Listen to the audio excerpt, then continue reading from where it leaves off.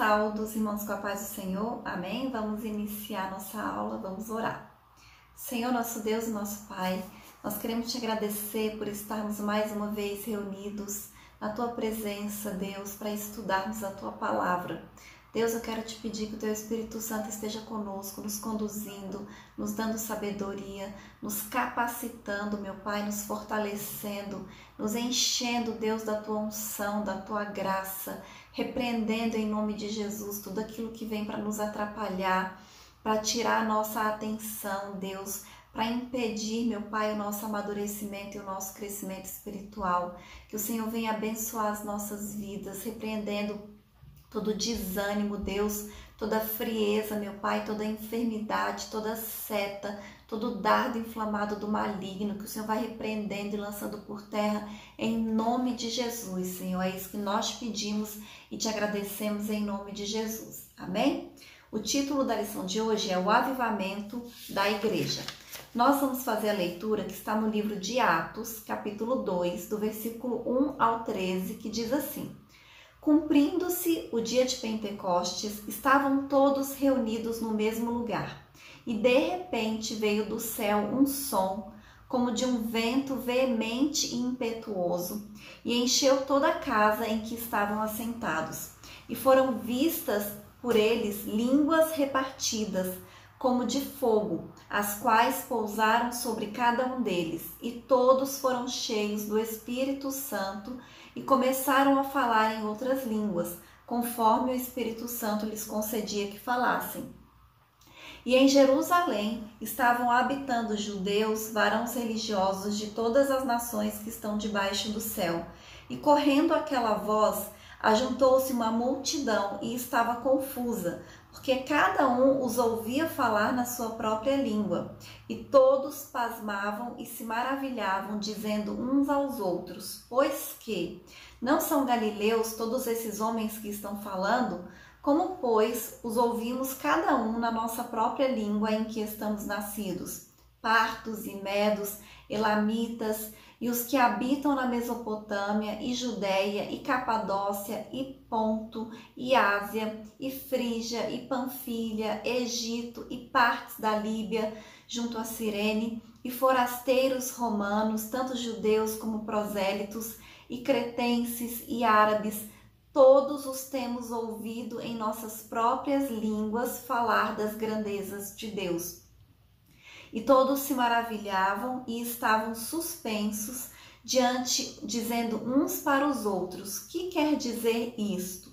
E outros, zombando, diziam: Estão cheios de mosto. Amém? Então, essa passagem aqui que nós lemos fala sobre o descer do Espírito Santo de Deus sobre os discípulos que estavam ali reunidos em oração, obedecendo aquilo que Jesus havia dito para eles, e de repente veio sobre eles o Espírito Santo de Deus. E isso aconteceu no dia de Pentecostes. Então todos aqueles homens, aquelas pessoas que estavam ali reunidas, foram cheias pelo Espírito Santo de Deus e foram capacitadas, foram revestidas de poder para fazer obras ainda maiores, como Jesus disse que eles fariam. Sem o Espírito Santo de Deus, eles não conseguiam fazer aquilo que Jesus disse que eles conseguiriam realizar, que eram obras maiores do que aquelas que Jesus realizou. E a partir desse descer do Espírito Santo, desse avivamento, quando aqueles homens foram batizados, junto disso, depois disso, houve um crescimento extraordinário da igreja. Se a gente continuar lendo o livro de Atos, nós vamos ver que somente o apóstolo Pedro, através de uma única pregação, ganhou 3.000 almas para Jesus de uma única vez. Então a gente entende que o avivamento ele é fundamental e ele é necessário para o crescimento da igreja. E nessa lição de hoje nós vamos estudar esse avivamento que foi produzido ali através do Espírito Santo e que está falando sobre ele no livro de Atos. E o avivamento gerado pelo Espírito Santo de Deus é que vai ungir, né, os discípulos, os servos para uma grande obra autêntica e para o ministério cristão.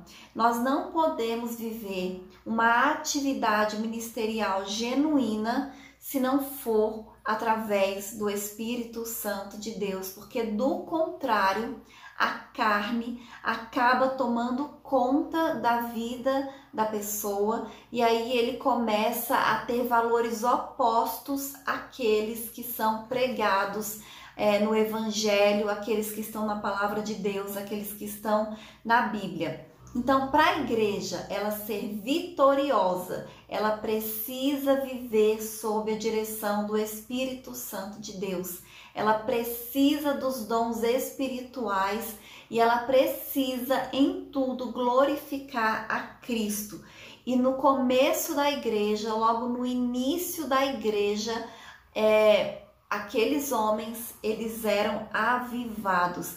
Eles caminhavam cheios do Espírito Santo de Deus e eles eram direcionados pelo Espírito Santo. O próprio Jesus, quando ele estava aqui e a gente lê o Evangelho, a gente vai perceber que várias vezes ele falava que foi para tal lugar porque o Espírito Santo havia ordenado, né? Ele foi para tal lugar que ele estava sendo guiado pelo Espírito Santo de Deus. E a gente vai ver isso acontecer na vida dos discípulos depois do batismo com o Espírito Santo.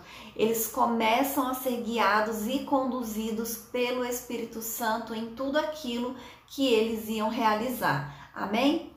E o primeiro tópico da lição, ele diz assim: o batismo no Espírito Santo e o público-alvo. O chamado abrangente de Jesus. Então, a primeira condição necessária para uma pessoa receber o batismo com o Espírito Santo é a salvação.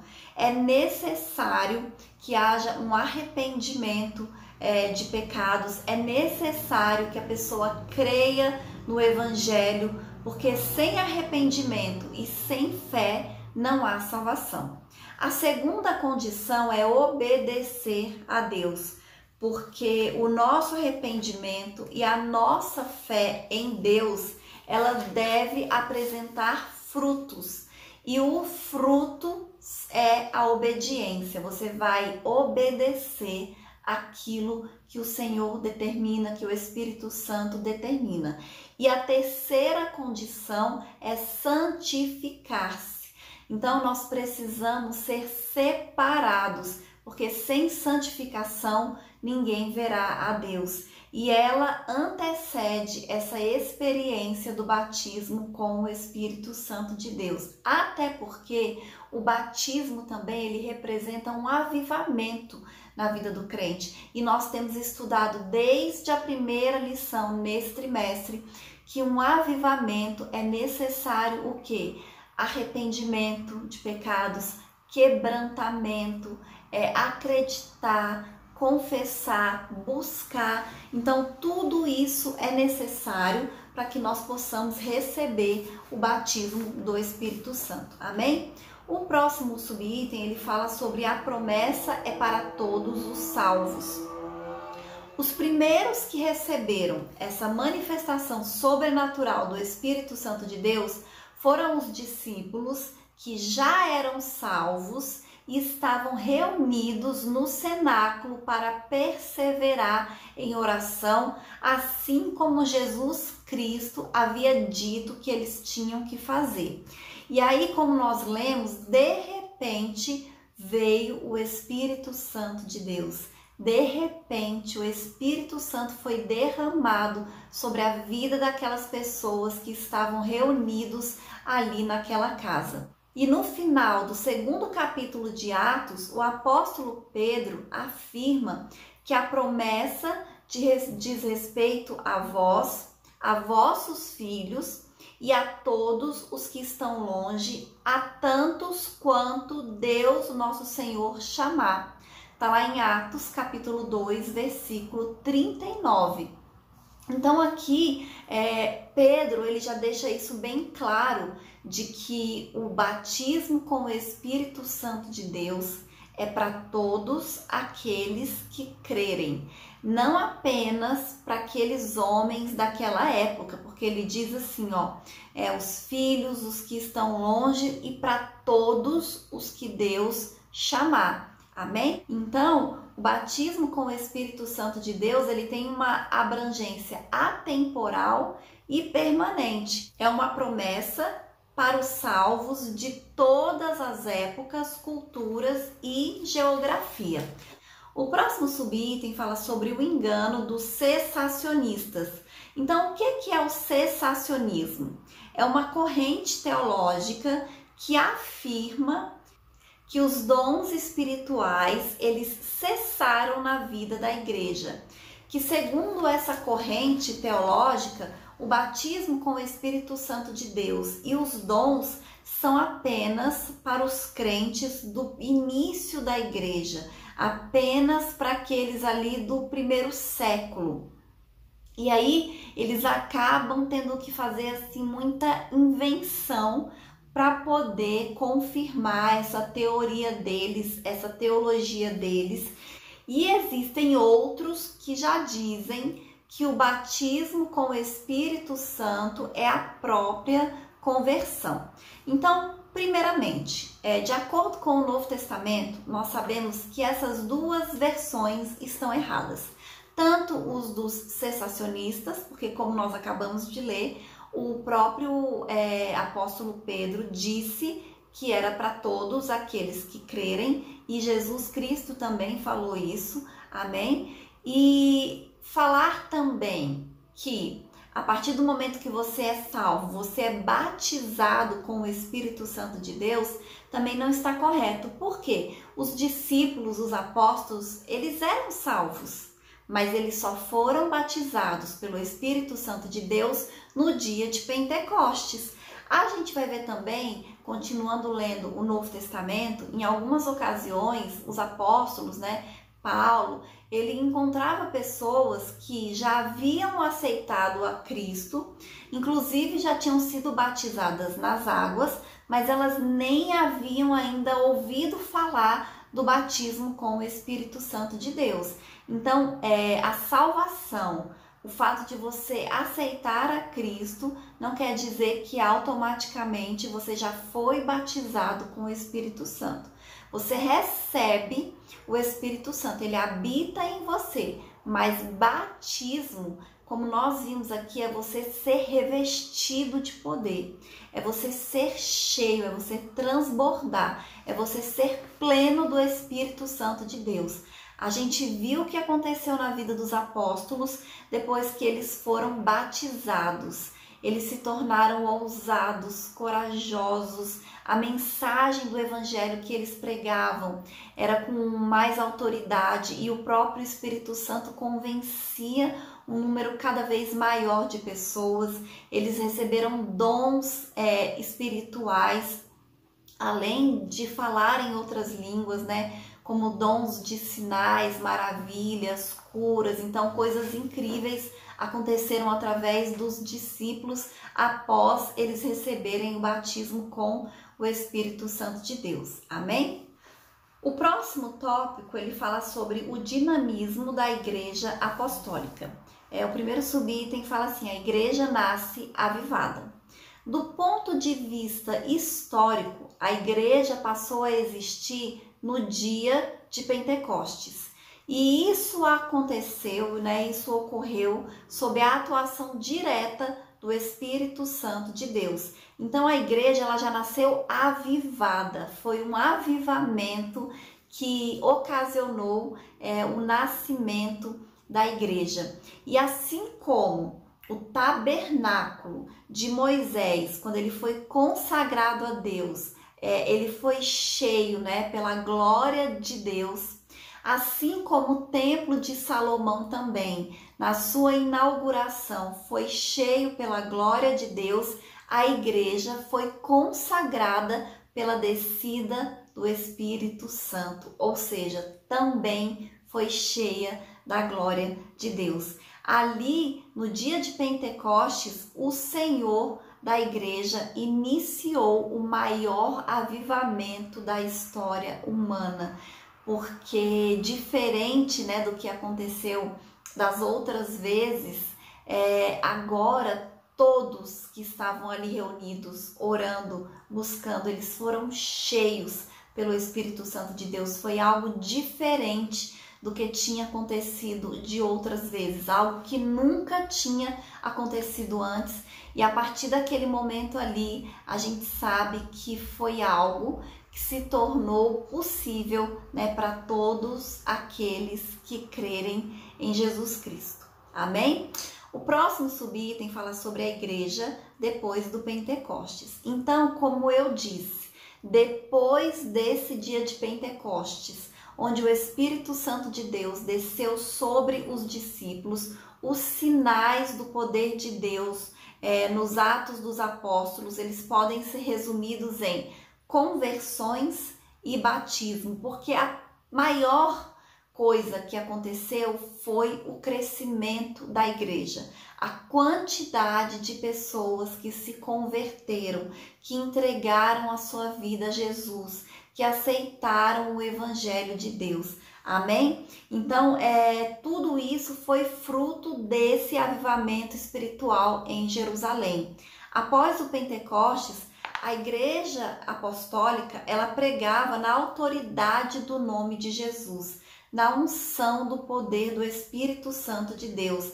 E nessa igreja havia perseverança na doutrina. E isso é algo que falta muito nos nossos dias atuais. Perseverança na doutrina do Senhor, perseverança na comunhão, perseverança na oração, perseverança na fé.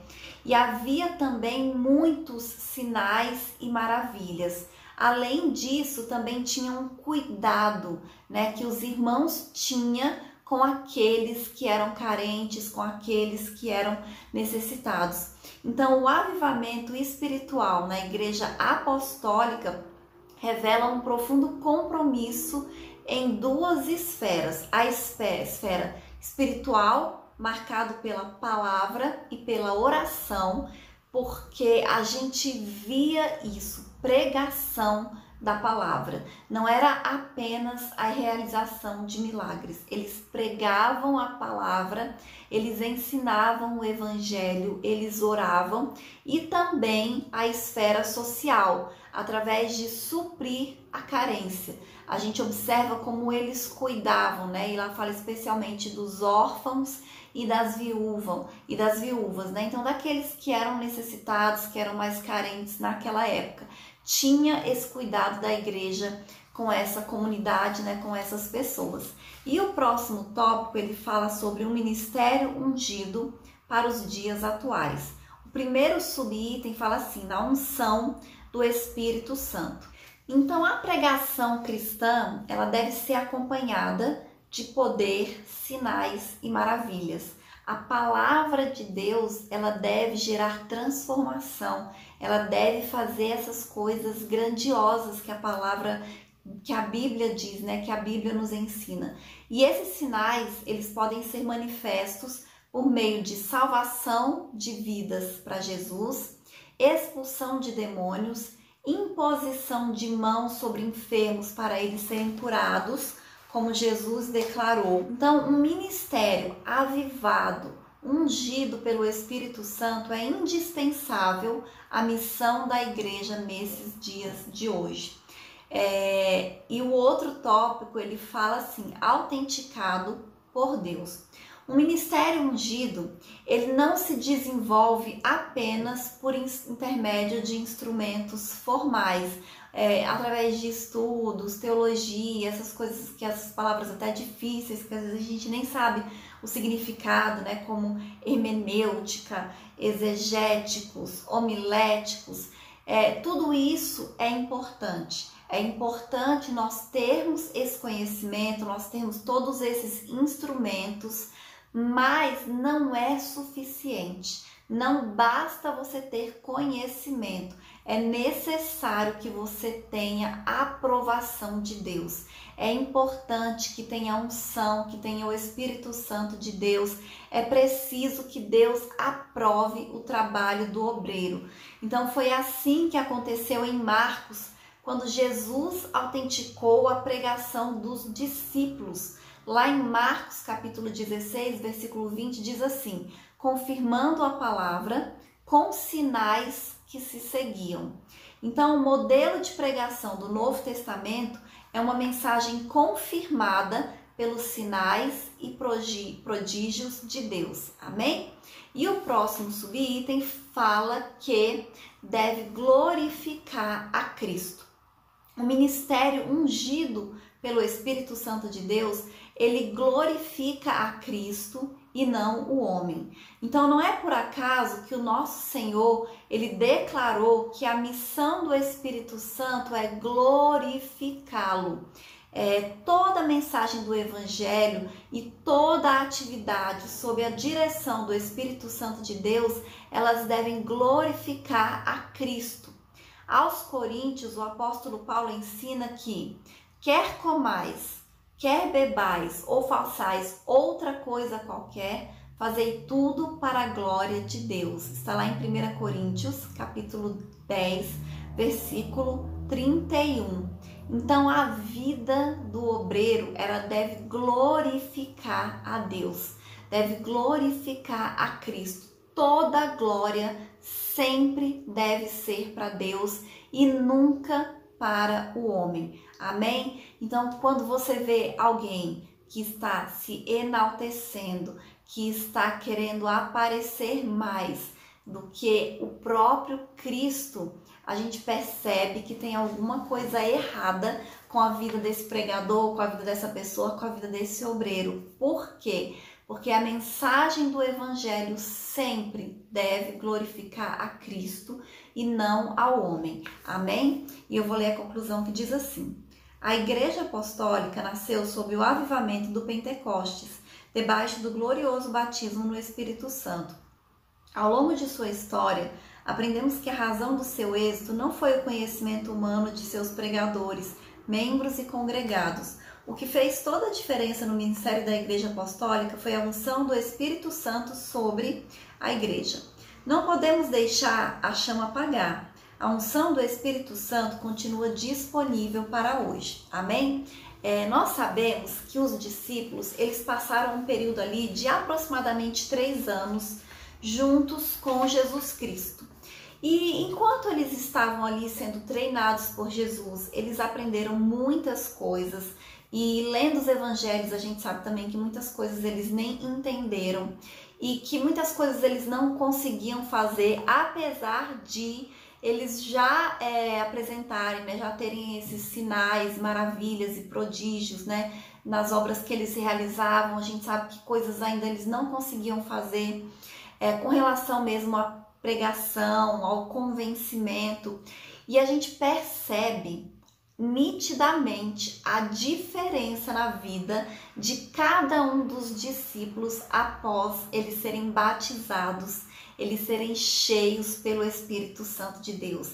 A gente observa como eles começaram a ser usados poderosamente por Deus, né? Como muitas pessoas eram curadas. Diz que as sombras, os lenços curavam. Eles estavam realizando os mesmos milagres que Jesus realizou e até mais. Então, através do poder que eles receberam do Espírito Santo de Deus, o ministério de cada um deles se tornou realmente poderoso. E é o mesmo Espírito Santo que atua nas nossas vidas. E da mesma maneira que o Espírito Santo capacitou os discípulos naquela época, ele continua nos capacitando ainda hoje. E nós precisamos buscar, né, esse avivamento, nós precisamos nos quebrantar diante do Senhor, nós precisamos perseverar na oração, na doutrina, na fé, buscar, pedir para que o Senhor ele venha nos capacitar, né, no nosso ministério, para que a gente possa realizar esses sinais, essas maravilhas, esses prodígios, para que a gente possa ganhar muitas almas para Jesus, porque essa é a nossa missão aqui na Terra, como filhos de Deus, como cristãos que somos, como seguidores de Cristo. Nós temos que glorificar a Cristo através das nossas vidas e nós temos que ganhar almas para o reino de Deus.